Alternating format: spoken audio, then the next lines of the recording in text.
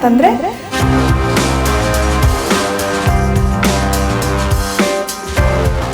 ನಾನು ಫಸ್ಟ್ ನಂದು SIP start ಮಾಡಿದ್ದೆ 1000 ರೂಪೀಸಿಂದ. ಕಂಪನಿಗಳ ಮೇಲೆ ಸ್ವಲ್ಪ ನಂಬಿಕೆ ಬರ್ತಾ ಇದೆ, ಹಾಗಾಗಿ ಇನ್ವೆಸ್ಟ್ ಮಾಡ್ತಾ ಇದ್ದಾರೆ. ವ್ಯಾಲ್ಯೂ ಫಂಡ್ ಅಂತಂದರೆ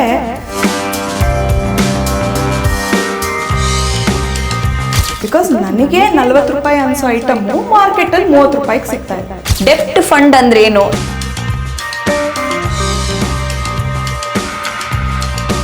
₹500 SIP ಇಂದ ಸ್ಟಾರ್ಟ್ ಮಾಡಿ.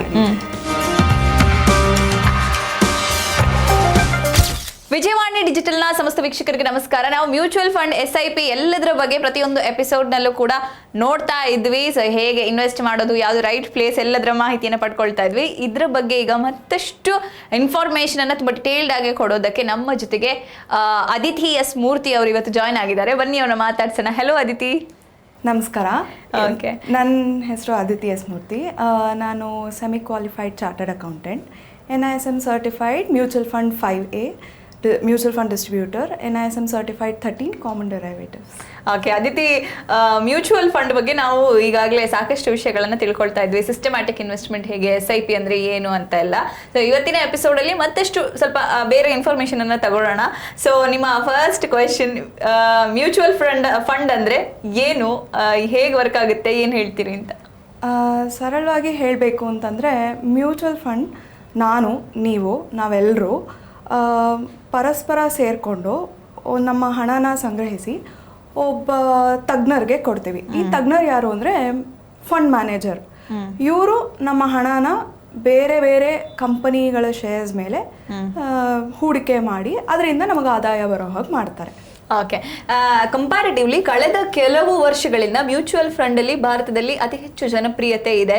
ಸೊ ಮುಂಚಿನವರೆಲ್ಲ ಗೋಲ್ಡು, ಸೈಟ್ ಇದ್ರ ಮೇಲೆ ಇನ್ವೆಸ್ಟ್ ಮಾಡ್ತಾ ಇದ್ರು. ಈಗ ಮ್ಯೂಚುವಲ್ ಫಂಡ್ ಗೆ ಜಾಸ್ತಿ ಜನರೇಷನ್ ಅವರಾಗಿರಬಹುದು, ಎಲ್ಲರೂ ಕೂಡ ತುಂಬಾ ಒಲವನ್ನು ತೋರಿಸ್ತಾರೆ. ಸೊ ಹೆಂಗೆ ಇದು ಚೇಂಜಸ್ ಬಂದಿದ್ದು ಅಂತ ನೀವೇನು ಹೇಳ್ತೀರಿ? ನೀವು ಹೇಳಿದ್ದು ತುಂಬ ಕರೆಕ್ಟು.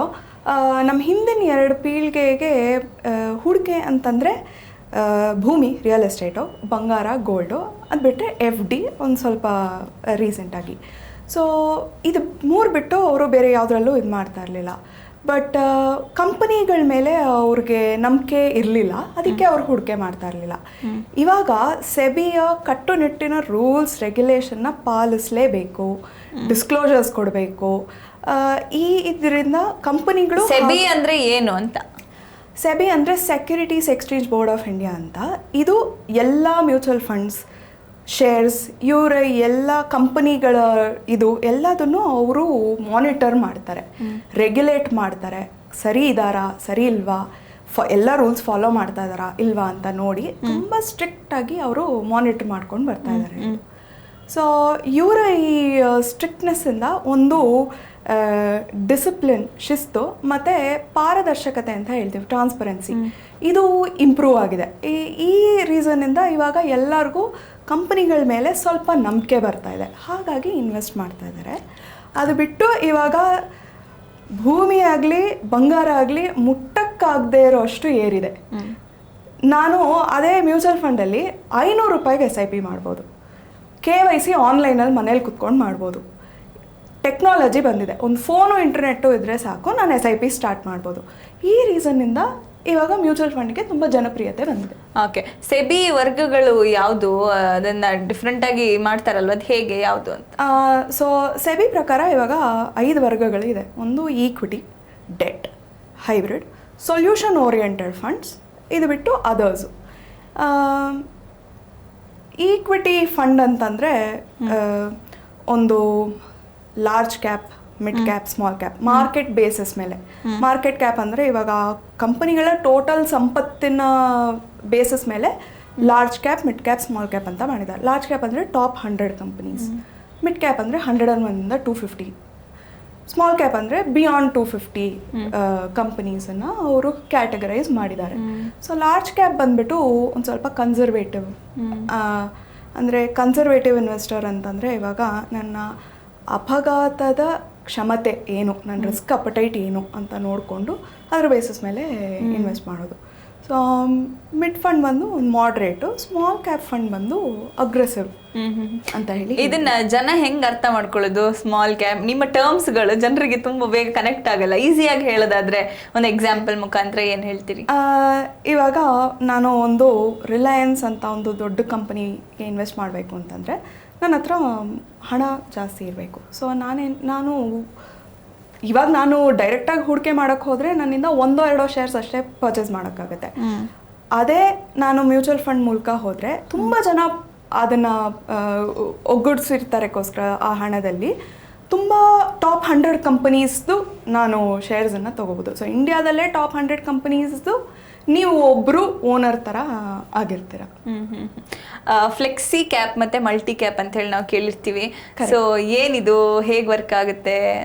ಇವಾಗ large cap, mid cap, small cap ಹೇಳಿದ್ನಲ್ಲ, ಇದರದ್ದು ವಿಸ್ತರಣೆ ಬಂದು ಫ್ಲೆಕ್ಸಿ ಕ್ಯಾಪ್, ಮಲ್ಟಿ ಕ್ಯಾಪ್ ಮತ್ತು ಲಾರ್ಜ್ ಆ್ಯಂಡ್ ಮಿಡ್ ಕ್ಯಾಪ್ ಅಂತ. ಫ್ಲೆಕ್ಸಿ ಕ್ಯಾಪ್ ಅಂತಂದರೆ ಇವಾಗ ಅದರಲ್ಲಿ ಲಾರ್ಜ್ ಕ್ಯಾಪಲ್ಲೂ ಸ್ವಲ್ಪ ಕಂಪ್ನೀಸ್ ತೊಗೊಂಡು ಹಾಕಿರ್ತಾರೆ, ಮಿಡ್ ಕ್ಯಾಪಿಂದನೂ ಸ್ವಲ್ಪ ಕಂಪ್ನೀಸ್ದು ಇದು ತೊಗೊಂಡು ಹಾಕಿರ್ತಾರೆ, ಸ್ಮಾಲ್ ಕ್ಯಾಪಿಂದನೂ ಸ್ವಲ್ಪ ಕಂಪ್ನಿಯ ಶೇರ್ಸಲ್ಲಿ ಇನ್ವೆಸ್ಟ್ ಮಾಡಿರ್ತಾರೆ. ಮಲ್ಟಿ ಕ್ಯಾಪಲ್ಲಿ ಮಿನಿಮಮ್ 35% ಇರಲೇಬೇಕು ಎಲ್ಲದರಲ್ಲೂ, ಈ 3ರಲ್ಲೂ ಅಂತಿದೆ. ಫ್ಲೆಕ್ಸಿ ಕ್ಯಾಪಲ್ಲಿ ಆ ಥರ ಇಲ್ಲ. ನನಗೆ ಸ್ವಲ್ಪ ಅಗ್ರೆಸಿವ್ ಸ್ಟೈಲ್ ಇನ್ವೆಸ್ಟ್ಮೆಂಟ್ ಬೇಕು ಅಂತಂದರೆ ನಾನು ಅವಾಗ ಸ್ಮಾಲ್ ಕ್ಯಾಪ್ ಜಾಸ್ತಿ ಇರೋವಂಥ ಫ್ಲೆಕ್ಸಿ ಕ್ಯಾಪ್ ಫಂಡಲ್ಲಿ ನಾನು ಇನ್ವೆಸ್ಟ್ ಮಾಡ್ಬೋದು. ವ್ಯಾಲ್ಯೂ ಕಾಂಟ್ರಾ ಡಿವೈಡೆಂಡ್ ಇದು ಏನು 3 ಟರ್ಮ್ಸು ಏನು ಸಿಂಪಲ್ ಆಗಿ ಹೇಳೋದಾದ್ರೆ? ಸೊ ವ್ಯಾಲ್ಯೂ ಫಂಡ್ ಅಂತಂದರೆ ನನ್ನ ಒಂದು ಅನಿಸಿಕೆ, ನಾನೊಂದು ಫಂಡಮೆಂಟಲ್ಸ್ ಯೂಸ್ ಮಾಡಿ ನಾನೊಂದು ಕ್ಯಾಲ್ಕುಲೇಟ್ ಮಾಡ್ತೀನಿ, ಅದನ್ನು ಇಂಟ್ರೆನ್ಸಿಕ್ ವ್ಯಾಲ್ಯೂ ಅಂತ ಹೇಳ್ತಾರೆ. ಆ ಒಂದು ಕಂಪನಿಗೆ ಇದನ್ನು ನಾನು ಕ್ಯಾಲ್ಕುಲೇಟ್ ಮಾಡ್ತೀನಿ. ನನ್ನ ಪ್ರಕಾರ ಅದರದ್ದು ಬೆಲೆ 40 ರೂಪಾಯಿ, ಮಾರ್ಕೆಟಲ್ಲಿ ಅದು 30 ರೂಪಾಯಿಗೆ ಶೇರ್ ಪ್ರೈಸ್ ಇದೆ ಅಂತಂದರೆ ಆವಾಗ ನನ್ನ ಅನಿಸಿಕೆ ಪ್ರಕಾರ ಇದು ಒಳ್ಳೆಯ ಇನ್ವೆಸ್ಟ್ಮೆಂಟ್. ಬಿಕಾಸ್ ನನಗೆ 40 ರೂಪಾಯಿ ಅನಿಸೋ ಐಟಮು ಮಾರ್ಕೆಟಲ್ಲಿ 30 ರೂಪಾಯಿಗೆ ಸಿಗ್ತಾ ಇದೆ. ಸೊ ನಾನು ಇನ್ವೆಸ್ಟ್ ಮಾಡ್ತೀನಿ ಇದರಲ್ಲಿ. ಸೊ ಇದು ವ್ಯಾಲ್ಯೂ ಫಂಡು. ಕಾಂಟ್ರಾ ಫಂಡ್ ಅಂತಂದರೆ ಇವಾಗ ಮಾರ್ಕೆಟ್ ಸೆಂಟಿಮೆಂಟ್ ಅಂತ ಹೇಳ್ತಾರೆ. ಸೂಕ್ಷ್ಮತೆ, ಮಾರ್ಕೆಟಿನ ಸೂಕ್ಷ್ಮತೆ, ಎಲ್ಲರೂ ಇವತ್ತಿಂದ ಮಾರ್ಕೆಟ್ ಮೇಲೆ ಹೋಗುತ್ತೆ ಅಂತ ಅಂದ್ಕೊಳ್ತಾರೆ. ಬಟ್ ಕಾಂಟ್ರಾ ಫಂಡಲ್ಲಿ ಹೆಂಗೆ ಅಂತಂದರೆ ಅದರ ಆಪೋಸಿಟ್, ವಿರುದ್ಧವಾಗಿ ಮಾರ್ಕೆಟ್ ಕೆಳಗೆ ಬೀಳುತ್ತೆ ಅನ್ನೋ ಒಂದು ಪ್ರೆಡಿಕ್ಷನ್, ಮುನ್ಸೂಚನೆ ಮೇಲೆ ನೀವು ಹೂಡಿಕೆ ಮಾಡೋದು contra fund. Dividend yield fund ಬಂದು ನಮಗೆ ಒಳ್ಳೆ ಇಳುವರಿ ಕೊಡೋ ಅಂಥ ಕಂಪನೀಸ್ ಮೇಲೆ ನಾವು ಇನ್ವೆಸ್ಟ್ ಮಾಡಿದರೆ ಅದರಲ್ಲಿ ಡಿವಿಡೆಂಡ್ ಈಲ್ಡ್ ಫಂಡ್ ಕ್ಯಾಟಗರಿಯಾಗಿ ಬರುತ್ತೆ ಅದು. ಓಕೆ. ಸೊ ಇದರಲ್ಲಿರೋ ರಿಸ್ಕ್ ಫ್ಯಾಕ್ಟರ್ಸ್ ಏನು ಇನ್ವೆಸ್ಟ್ ಮಾಡೋದ್ರಲ್ಲಿ, ಅಥವಾ ಪ್ಲಸ್ ಪಾಯಿಂಟ್ಸ್ ಏನು, ಪಾಸಿಟಿವ್ ಮತ್ತು ನೆಗೆಟಿವ್ ಎರಡನ್ನು ಹೇಳೋದಾದ್ರೆ? ರಿಸ್ಕ್ ಅನ್ನೋದು ಇಂಡಿವಿಜುವಲ್, ಅಂದರೆ ನಮ್ಮ ಇದು ಪರಿಸ್ಥಿತಿ ಮೇಲೆ ಅದು ಚೇಂಜ್ ಆಗುತ್ತೆ.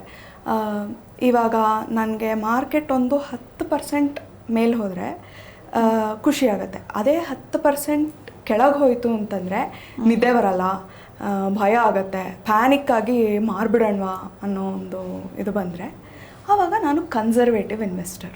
ಯಾಕಂದರೆ ನನ್ನಿಂದ ಅಷ್ಟು ಮಾರ್ಕೆಟ್ನ ಅಷ್ಟು ಏರುಪೇರನ್ನು ನಾನು ತಡ್ಕೊಳ್ಳೋ ಶಕ್ತಿ ಇಲ್ಲ.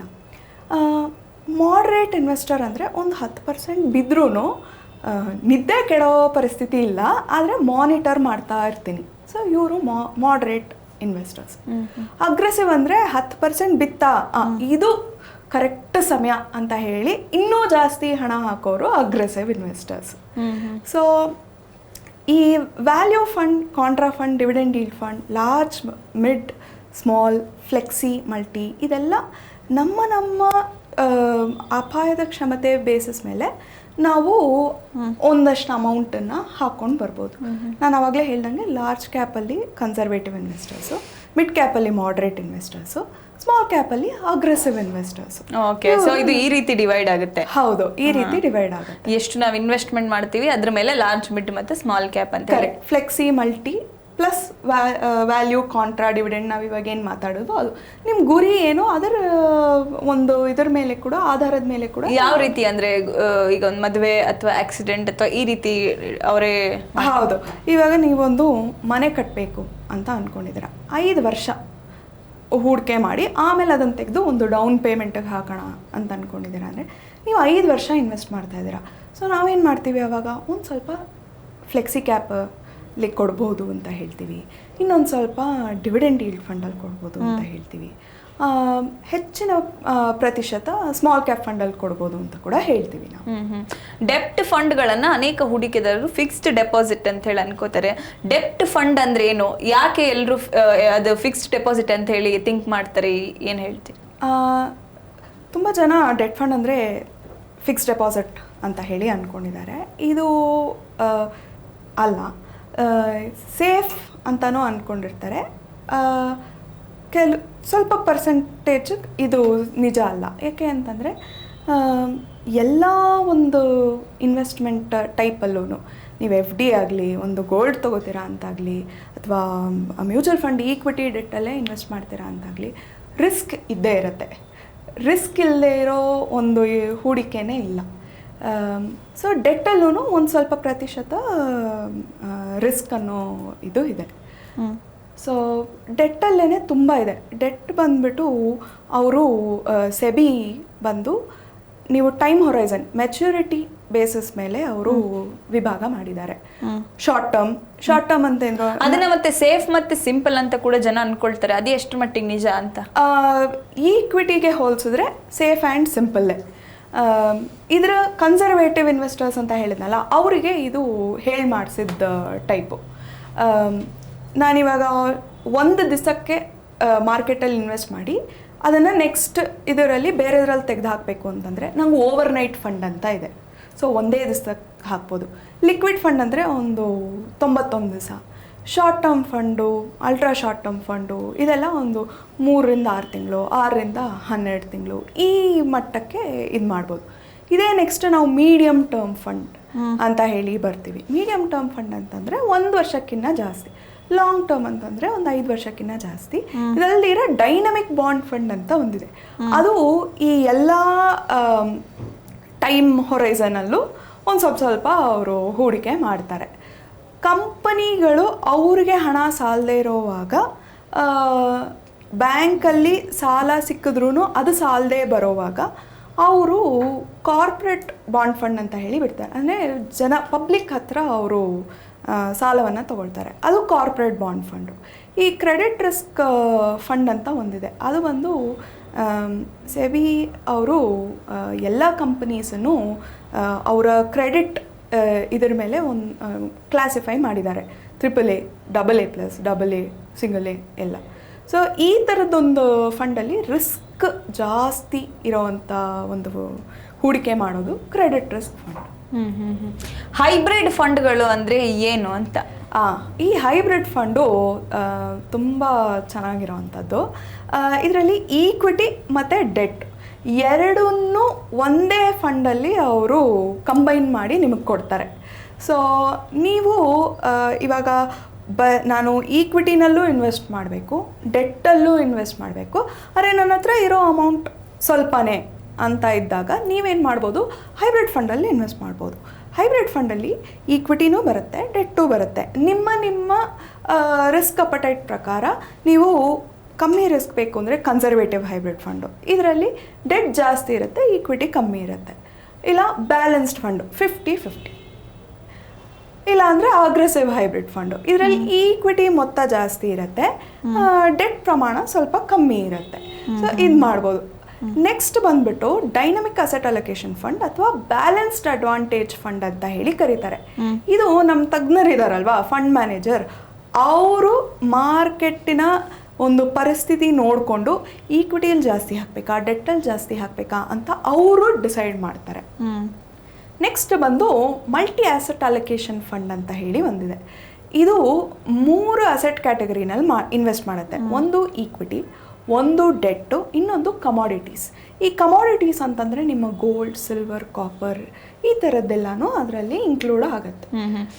ಅದರಲ್ಲಿ ರೈಟ್ ಒನ್ ಯಾವುದು ಚಾಯ್ಸ್ ಮಾಡೋದು ಹೇಗೆ ಅಂತ? ಅದು ನಾನು ಆವಾಗಲೇ ಹೇಳ್ದಂಗೆ ನಿಮ್ಮ ಒಂದು ಗುರಿ ಏನು, ಯಾವ ಉದ್ದೇಶದಿಂದ ನೀವು ಇನ್ವೆಸ್ಟ್ ಮಾಡ್ತಾ ಇದ್ದೀರಾ, ಎಷ್ಟು ವರ್ಷಕ್ಕೆ ಇನ್ವೆಸ್ಟ್ ಮಾಡ್ತಾ ಇದ್ದೀರಾ, ಹಾಗೂ ನೀವು ನಿಮ್ಮ ಒಂದು ಕ್ಷಮತೆ ಏನು. ಈ ಮ್ಯೂಚುವಲ್ ಫಂಡಲ್ಲಿ ಇನ್ವೆಸ್ಟ್ ಮಾಡಿರೋರು ಲಾಸ್ ಆಗಿರೋದೇ ಇಲ್ವಾ, ಏನು ಹೇಳ್ತೀರಿ ಇದ್ರ ಬಗ್ಗೆ? ಇಲ್ಲ, ನಾವು ಲಾಸ್ ಆಗಿರೋದೇ ಇಲ್ಲ ಅಂತ ಹೇಳೋಕ್ಕಾಗಲ್ಲ. ಎಷ್ಟು ಪರ್ಸೆಂಟೇಜ್ ಲಾಸ್ ಆಗಿದ್ ಅಂದರೆ ಚಾನ್ಸಸ್ ಇದೆ ಏನು ಹೇಳ್ತೀರಿ? ನಾನು ಇದಕ್ಕೆ ಒಂದು ಉತ್ತರ ಕೊಡ್ತೀನಿ.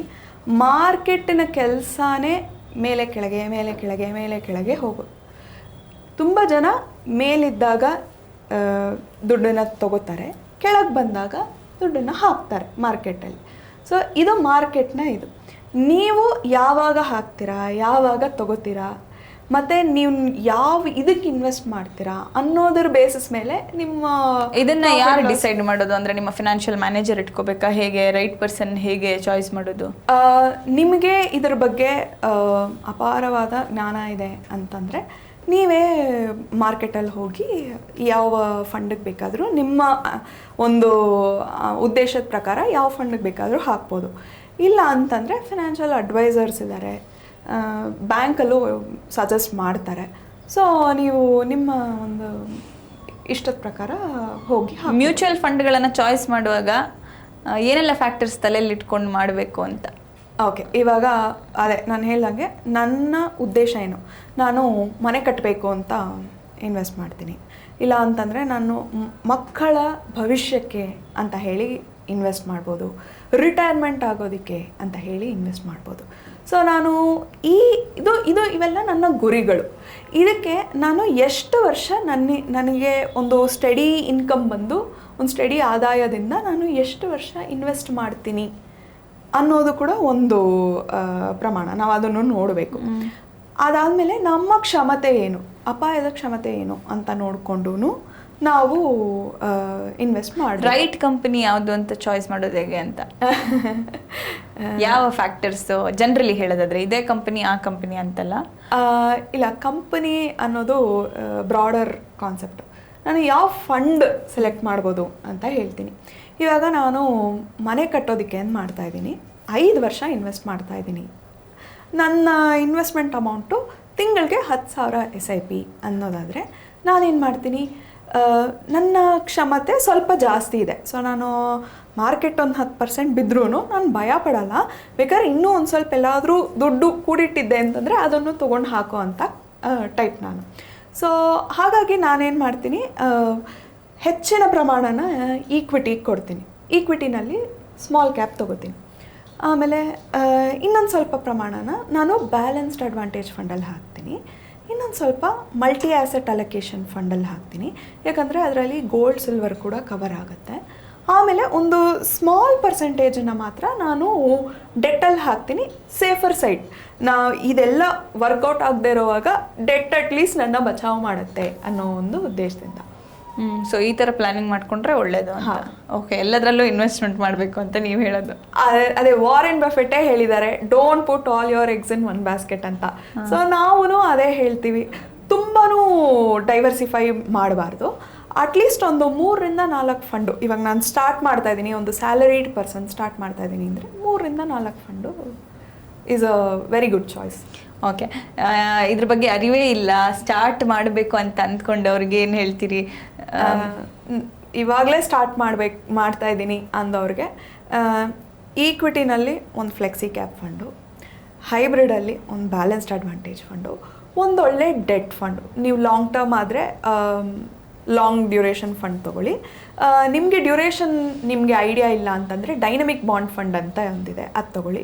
ಶಾರ್ಟ್ ಟರ್ಮಿಗೆ ಮಾಡ್ತಾ ಇದ್ದೀರಾ ಅಂತಂದರೆ ಲಿಕ್ವಿಡ್ ಫಂಡಿಗೆ. ಕೆಲವ್ರು ಇರ್ತಾರೆ, ನಮ್ಮ ಹತ್ರ ಯಾವಾಗಲೂ ದುಡ್ಡು ಇರೋದಿಲ್ಲ, ದುಡ್ಡು ಬಂದಾಗ ಅಥವಾ ಎಕ್ಸೆಸ್ ಇದ್ದಾಗ ಅದನ್ನು ಇನ್ವೆಸ್ಟ್ ಮಾಡಿಬಿಡೋಣ ಅಂತ. ಅಂಥವ್ರಿಗೆ ಯಾವ ಪ್ಲ್ಯಾನ್ ಸೂಕ್ತ ಅಂತ ಹೇಳ್ತೀವಿ? ಇವರಿಗೆ ಲಮ್ಸಮ್ ಅಂತ ಹೇಳ್ತೀವಿ. ಸೊ SIP ಬಂದು ತಿಂಗಳು ನೀವು ಕಟ್ಕೊಂಡು ಹೋಗೋ ಅಂಥದ್ದು. ಲಮ್ಸಮ್ ಆದರೆ ನಿಮ್ಮ ಹತ್ರ ದುಡ್ಡು ಸಂಗ್ರಹಣ ಆಗಿದ್ದಾಗ ನೀವು ಒಂದು ಇನ್ವೆಸ್ಟ್ಮೆಂಟ್ ಮಾಡೋದು. ಸೊ ಲಮ್ಸಮ್ಗೂ ನಾವು ಇದೇ ಥರನೇ ಡಿವೈಡ್ ಮಾಡ್ತೀವಿ. ಇದರಲ್ಲಿ ನಾವು ಒಂದು ಫ್ಲೆಕ್ಸಿ ಕ್ಯಾಪ್ ಫಂಡು, ಒಂದು ಬ್ಯಾಲೆನ್ಸ್ಡ್ ಅಡ್ವಾಂಟೇಜ್ ಫಂಡು ಅಥವಾ ಮಲ್ಟಿ ಆ್ಯಸೆಟ್ ಅಲೊಕೇಶನ್ ಫಂಡ್ ಕೊಟ್ಟು, ಇನ್ನೊಂದು ಡೆಟ್ಟಲ್ಲಿ ಡೈನಮಿಕ್ ಬಾಂಡ್ ಫಂಡ್ ಸಜೆಸ್ಟ್ ಮಾಡ್ಬೋದು. ನೀವು ಕಂಡಂತೆ ಈಗ ಒಂದು 500 ರೂಪೀಸಿಂದ ಸ್ಟಾರ್ಟ್ ಮಾಡ್ದವ್ರು ಎಷ್ಟು ರೀಚ್ ಆಗಿದ್ದಾರೆ, ಏನು ಡಿಫ್ರೆನ್ಸ್ ಆಗಿದೆ ಅಂದರೆ ನಿಮ್ಮ ಕ್ಲೈಂಟ್ಸಲ್ಲಿ ಯಾವುದಾದ್ರೂ ನೋಡಿರೋಂಥ ಎಕ್ಸ್ಪೀರಿಯನ್ಸ್ ಏನು ಶೇರ್ ಮಾಡೋದಾದ್ರೆ? ಮಾರ್ಕೆಟಲ್ಲಿ time in the market is more important than timing the market ಅಂತ ಹೇಳ್ತಾರೆ.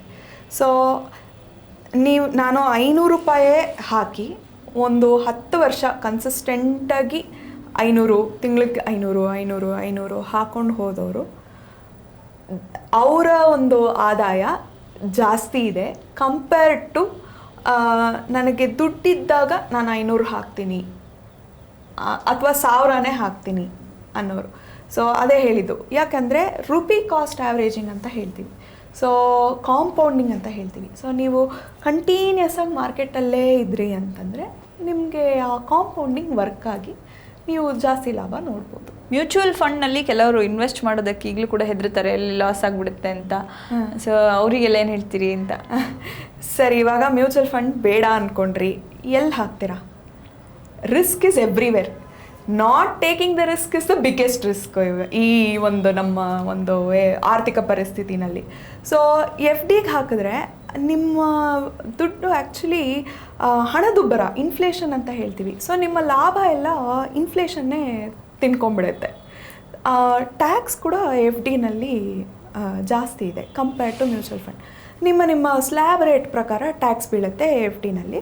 ಮ್ಯೂಚುವಲ್ ಫಂಡಲ್ಲಾದರೆ ಸ್ಟ್ಯಾಂಡರ್ಡ್ 12.5 ಲಾಂಗ್ ಟರ್ಮ್ಗಿದೆ. ಸೊ ಈ ಥರ ಇರೋವಾಗ ನೀವು ಲಾಸ್ ಆಗತ್ತೆ ಅಂತ ನೀವು ಏನೂ ಮಾಡ್ದಿರಾ FDನಲ್ಲಿ ಹಾಕಿದ್ರೆ ನಿಮ್ಮ ಒಂದು ಹಣದ ವ್ಯಾಲ್ಯೂ ಕಮ್ಮಿ ಆಗ್ತಾ ಹೋಗುತ್ತೆ. ಇವಾಗ ನಾನು FDನಲ್ಲಿ 100 ರೂಪಾಯಿ ಹಾಕಿದೆ ಹೋದ ವರ್ಷ, 7% ರಿಟರ್ನ್ ಕೊಡ್ತೀನಿ ಅಂತಂದರು. ಇವತ್ತಿನ ವ್ಯಾಲ್ಯೂ ಅದರದ್ದು 107 ರೂಪಾಯಿ. ನೀವು ಅದೇ 1 ವರ್ಷದ ಹಿಂದೆ ಮಾರ್ಕೆಟಿಗೆ ಹೋಗಿದ್ದಿದ್ರೆ 1 kg ಈರುಳ್ಳಿ, ಆಲೂಗಡ್ಡೆ, ಟೊಮೊಟೊ, 1 ಲೀಟ್ರ್ ಹಾಲು, ಇದಿಷ್ಟು 100 ರೂಪಾಯಿಗೆ ಆರಾಮಾಗಿ ತೊಗೊಂಡು ಇನ್ನೊಂದು ಸ್ವಲ್ಪ ಚಿಲ್ಲರೆ ಕೈಯಲ್ಲಿ ಮಿಕ್ಕಿರೋದು. ಇವತ್ತು ನೀವು 100 ರೂಪಾಯಿ ತೊಗೊಂಡು ಹೋದರೂ ಇನ್ನು 15 ರೂಪಾಯಿ ನಿಮ್ಮದು ಬಾಕಿ ಇರುತ್ತೆ, ಯಾಕಂದರೆ ಇದರದ್ದು ಬೆಲೆ ಅಷ್ಟು ಜಾಸ್ತಿ ಆಗ್ತಾ ಇದೆ. ಸೊ ದಿನದಿಂದ ದಿನಕ್ಕೆ ನಿಮ್ಮ ಒಂದು ವಸ್ತುವಿನ ಬೆಲೆ ಜಾಸ್ತಿ ಆಗ್ತಾ ಹೋಗ್ತಾ ಇದೆ. ಸೊ ನೀವು 107 ರೂಪಾಯಿ ನಿಮ್ಗೆ ಆದಾಯ ಬಂತು, ಆದರೆ ನಿಮ್ಮ ಖರ್ಚೇ 115 ಇದೆ. ಸೊ ಇಂಥ ಟೈಮಲ್ಲಿ ನಿಮ್ಮ ಕೈಯಿಂದನೇ ನೀವು ದುಡ್ಡು ಹಾಕಬೇಕಾಗತ್ತೆ. ಆ ಒಂದು ರೀಸನ್ಗೆ ನೀವು ಒಂದು ಸ್ವಲ್ಪ ರಿಸ್ಕ್ ತೊಗೊಂಡು ಮ್ಯೂಚುವಲ್ ಫಂಡಲ್ಲಿ ಹಾಕೋದು ನಿಮಗೆ ಲಾಂಗ್ ಟರ್ಮಲ್ಲಿ ವೆಲ್ತ್ ಕ್ರಿಯೇಟ್ ಆಗುತ್ತೆ, ಸಂಪತ್ತು ಜಾಸ್ತಿ ಆಗುತ್ತೆ ಅಂತ ಹೇಳ್ತೀವಿ ನಾವು. ಓಕೆ, ಕೊನೆಯದಾಗಿ ಇನ್ನೂ ಮ್ಯೂಚುವಲ್ ಫಂಡಲ್ಲಿ ಇನ್ವೆಸ್ಟ್ ಮಾಡದೇ ಇರುವಂಥ ಇದನ್ನು ನೋಡ್ತಿರುವವರಿಗೆ ಏನು ಹೇಳ್ತೀರಿ ಅಂತ?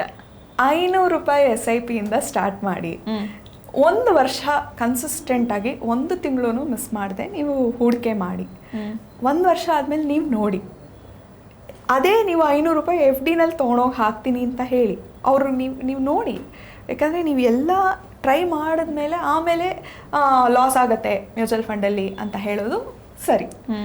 ಟ್ರೈ ಮಾಡ್ತೀರಾ ಲಾಸ್ ಆಗಬಹುದು ಅಂತ ಹೇಳೋದು ಎಷ್ಟು ಮಟ್ಟಿಗೆ ಸರಿ? What is the percentage of loss ಅಂದರೆ ಏನು ಹೇಳ್ತೀರಿ ನೀವು? ಲಾಸ್ ಮತ್ತು ಈಗ ಆದಾಯ ಕಾಣೋದ್ರಲ್ಲಿ ಏನು ಇದೆ ಅಂತ? ಇಲ್ಲ, ನಾನು ಲಾಸ್ ಅಂತ ಹೇಳಲ್ಲ, ಇದು ಪೇಪರಲ್ಲಿ ಬರೋವಂಥ ಫಿಗರ್ಸ್. ಸೊ ನಾನು 100 ರೂಪಾಯಿ ಹಾಕಿದೆ, ಇವಾಗ 98 ಆಗಿರಬಹುದು. ನಾನು ಸೆಲ್ ಮಾಡ್ದಿರಾ ನಾಳೆ 101 ಅಥವಾ 105 ಆಗ್ಬೋದು ಅಂತ ಅಂದ್ಕೊಂಡ್ರೆ ಅದನ್ನು ಹೆಂಗೆ ಲಾಸ್ ಅಂತೀರಾ? ನೋಷ್ನಲ್ ಲಾಸ್ ಅದು. ಸೊ ನೀವು ಯಾವಾಗ ರಿಡೀಮ್ ಮಾಡ್ತಿರೋ ಆವಾಗ ನೀವು ಪ್ರಾಫಿಟಲ್ಲಿರುವಾಗ ರಿಡೀಮ್ ಮಾಡಿದ್ರೆ ಆಯಿತು ಅಷ್ಟೇ. ನೀವು ಇನ್ವೆಸ್ಟ್ ಮಾಡಿದ್ದೀರಾ? ನಿಮ್ಮ ಎಕ್ಸ್ಪೀರಿಯನ್ಸ್ ಶೇರ್ ಮಾಡೋದಾದರೆ? ಹೌದು, ನಾನು ಇನ್ವೆಸ್ಟ್ ಮಾಡಿದ್ದೀನಿ. ಎಷ್ಟು ವರ್ಷಗಳಿಂದ ಮಾಡ್ತಾಯಿದ್ದೀನಿ? ನಾನೊಂದು 6-7 ವರ್ಷದಿಂದ ಮಾಡ್ತಾಯಿದ್ದೀನಿ. ನಮಗೂ ಒಂದಷ್ಟು ಆಸೆ ಗುರಿ ಅಂತ ಇರುತ್ತೆ. ಒಂದು ಫಾರಿನ್ ಟ್ರಾವೆಲ್ ಆಗಿರ್ಬೋದು ಅಥವಾ ಮನೆ ಆಗಿರ್ಬೋದು, ನಮ್ಮ ಅಪ್ಪ ಅಮ್ಮನ ಒಂದು ಫಾರಿನ್ ಟ್ರಿಪ್ಪಿಗೆ ಕಳಿಸೋ ಒಂದು ಆಸೆ ಆಗಿರ್ಬೋದು. ಸೊ ಇದೆಲ್ಲದಕ್ಕೂ ನಾನು ಆವತ್ತಿನ ದಿವಸ ಬಂದಾಗ ನೋಡ್ಕೊಳ್ಳೋಣ ಅನ್ನೋ ಒಂದು ಮೈಂಡ್ಸೆಟ್ ಬಿಟ್ಟು ಇವತ್ತಿಂದಾನೇ ನನ್ನಿಂದ ಎಷ್ಟಾಗತ್ತೋ ನಂಗೆ ಬರೋ ಸಂಬಳದಲ್ಲಿ ಅಷ್ಟೋ ಇಷ್ಟೋ ಸ್ಟಾರ್ಟ್ ಮಾಡಿದ್ದೆ. ಎಷ್ಟು ಇನ್ವೆಸ್ಟ್ ಮಾಡಿ? ನಾನು ಫಸ್ಟ್ ನಂದು SIP ಸ್ಟಾರ್ಟ್ ಮಾಡಿದ್ದೆ 1000 ರೂಪೀಸಿಂದ. ಓಕೆ ಇವಾಗ ಕನ್ಸಿಸ್ಟೆಂಟ್ ಆಗಿ ಮಾಡ್ಕೊಂಡು ಬಂದ್ರಾ ಹೇಗೆ? ಹೌದು, ನನಗೆ ಆವಾಗ ಜಾಬ್ ಸ್ಟಾರ್ಟ್ ಆದಾಗ 1000 ಮಾಡಿಕೊಂಡು ಬಂದೆ. ಜಾಬಲ್ಲಿ ಇಲ್ಲದೆ ಇರೋವಾಗ ಅಥವಾ ಶಿಫ್ಟ್ ಮಾಡ್ತಿರೋವಾಗ ಒಂದು ಸ್ವಲ್ಪ ದಿವಸ ಸ್ಟಾಪ್ ಮಾಡಿ ಆಮೇಲೆ ಏನು ಬಂತೋ ಲಮ್ಸಮ್ ಆಗಿ ಹಾಕಿದೆ. ಸೊ ನನಗೆ ಖರ್ಚು ಬಿಟ್ಟು ಎಷ್ಟು ಇರುತ್ತೋ ಅಷ್ಟನ್ನು ಹಾಕ್ಬಿಡ್ತೀನಿ. ಆ್ಯಂಡ್ ಖರ್ಚು ಹೋದ್ಮೇಲೆ ಮಿಗೋದು ಉಳಿತಾಯ ಅಲ್ಲ, ಉಳಿತಾಯ ಮಾಡಿ ಆಮೇಲೆ ಖರ್ಚು ಮಾಡೋದು ಇವಾಗಿನ ಒಂದು ಟ್ರೆಂಡ್ ಆಗಬೇಕು ಅಂತ ನಾನು ಬಯಸ್ತೀನಿ. ಓಕೆ, ಥ್ಯಾಂಕ್ ಯು ನಮ್ಮ ಜೊತೆಗೆ ಇಷ್ಟೊತ್ತು ಮಾತಾಡಿದ್ದಕ್ಕೆ. Thank you. ಓಕೆ, ಇನ್ನು ಮ್ಯೂಚುವಲ್ ಫಂಡಲ್ಲಿ ಯಾವುದು ಸೇಫೆಸ್ಟ್ ಅಂತ ನೀವು ಹೇಳ್ತೀರಿ ಜನರಿಗೆ? ನಿಮ್ಮ ಕ್ಷಮತೆ ಪ್ರಕಾರ ಸೇಫೆಸ್ಟ್ ಸಿಗತ್ತೆ. ಇವಾಗ ಈಕ್ವಿಟಿನಲ್ಲಿ ಒಂದು ಮಟ್ಟಕ್ಕೆ ಲಾರ್ಜ್ ಕ್ಯಾಪ್ ಸೇಫ್, ಡೆಟ್ಟಲ್ಲಿ ತುಂಬ ಸೇಫ್ ಆಪ್ಷನ್ಸ್ ಇದೆ. ಹೈಬ್ರಿಡಲ್ಲಿ ಕನ್ಸರ್ವೇಟಿವ್ ಹೈಬ್ರಿಡ್ ಫಂಡ್ ಅಂತ ಒಂದಿದೆ, ಬ್ಯಾಲೆನ್ಸ್ಡ್ ಹೈಬ್ರಿಡ್ ಫಂಡ್ ಅಂತಿದೆ, ಬ್ಯಾಲೆನ್ಸ್ಡ್ ಅಡ್ವಾಂಟೇಜ್ ಫಂಡ್ ಅಥವಾ ಡೈನಮಿಕ್ ಅಸೆಟ್ ಅಲೋಕೇಶನ್ ಫಂಡ್ ಅಂತಿದೆ. ಇದೆಲ್ಲ ಸೇಫ್. ಓಕೆ, ಸೊ ಇದಿಷ್ಟು ಕೂಡ ಇವತ್ತಿನ ಮಾತುಕತೆ. ಸೊ ಹೈಬ್ರಿಡ್ ಫಂಡ್ ಅಥವಾ ಸೆಬಿ ಅಥವಾ ಸಾಕಷ್ಟು ಲಾರ್ಜ್ ಕ್ಯಾಪ್, ಮಿಡ್ ಕ್ಯಾಪ್ ಇದೆಲ್ಲ ಏನು ಅನ್ನೋದ್ರ ಮಾಹಿತಿಯನ್ನು ಇವತ್ತಿನ ಈ ಎಪಿಸೋಡಲ್ಲಿ ನಾವೆಲ್ಲರೂ ಕೂಡ ತಿಳ್ಕೊಂಡ್ವಿ.